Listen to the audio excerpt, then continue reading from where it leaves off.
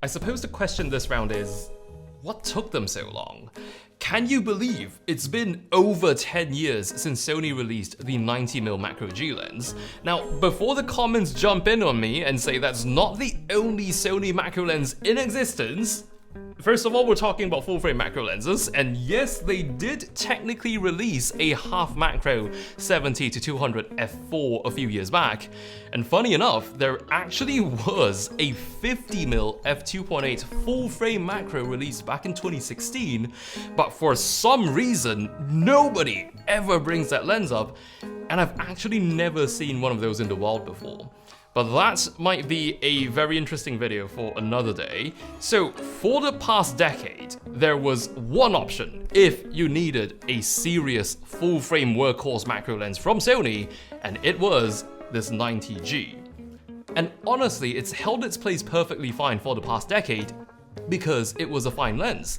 It was sharp, nobody really had complaints about it, which makes it even more curious that if a macro G lens has always been so sufficient, what are we getting ourselves into with a GM? Now, if your answer was, it's got better image quality, of course, why, of course, let's get that out of our system, shall we?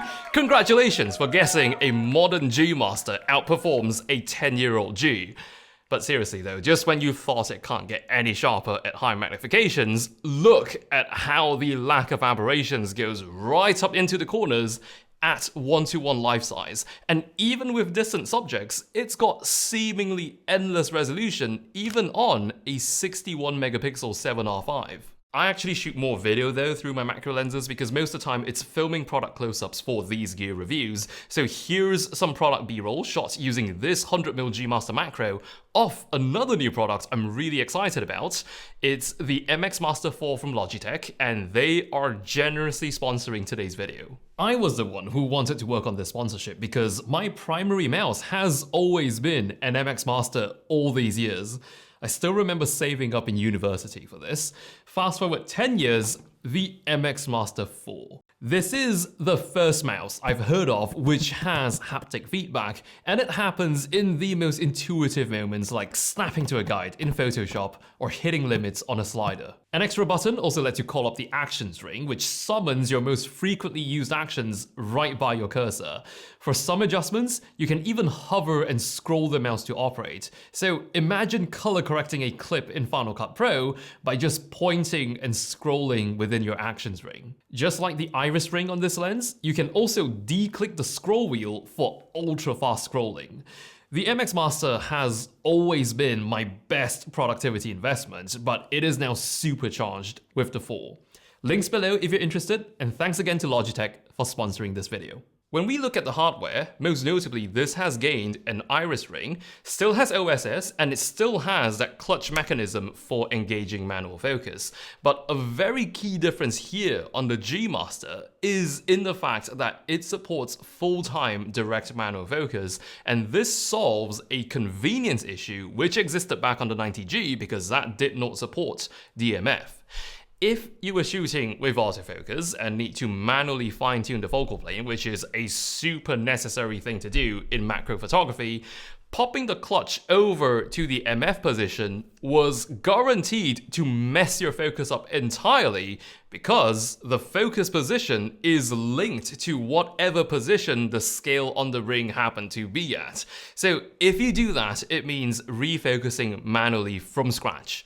On this 100mm macro G Master, that is solved with full-time DMF, which lets you grab the focus ring directly to manually fine-tune focus, even when autofocus is active. This usually makes the most sense in AFS mode because you'd be quite literally fighting your camera if you do this in AFC mode, at which point you may be labeled DMF.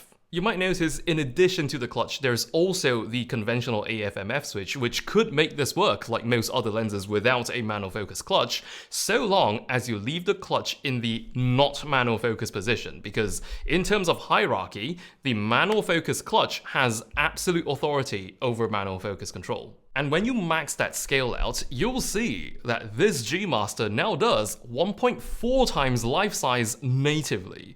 It's a fair bit of difference, a very nice step up from 1:1 life size, but it has the potential to do 2.8 times life size if you throw on the 2 times teleconverter.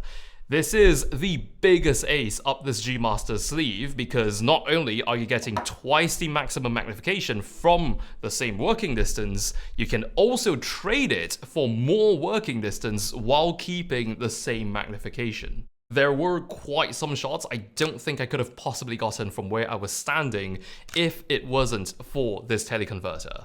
Being able to get this much magnification from a distance, as well as the ability for 2.8 times life size when you can get up close, those are two incredible benefits of this G Master setup.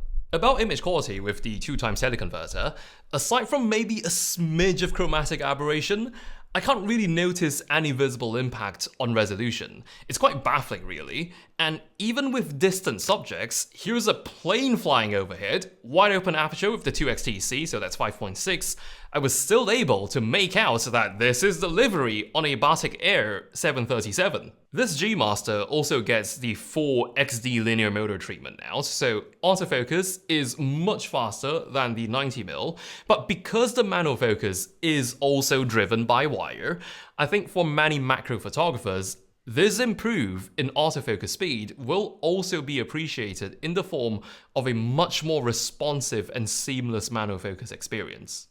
Just earlier this year, when attending Sony's condo trip, I did straight up ask their lens engineers why haven't they made a macro lens in so long, and why isn't there a G Master macro lens yet? The answer I got was they did not want to make a new iteration of a lens just for the sake of it. Since there already was a macro lens in existence, the next version has to be enough of an improvement to justify its succession. And to make a better lens than the 90mm macro, let's just say they've set a pretty high bar for themselves to beat 10 years ago. In addition, I was also told that if there was to be a macro lens sporting this orange G Master badge, there has to be something worthy about it to earn itself that badge.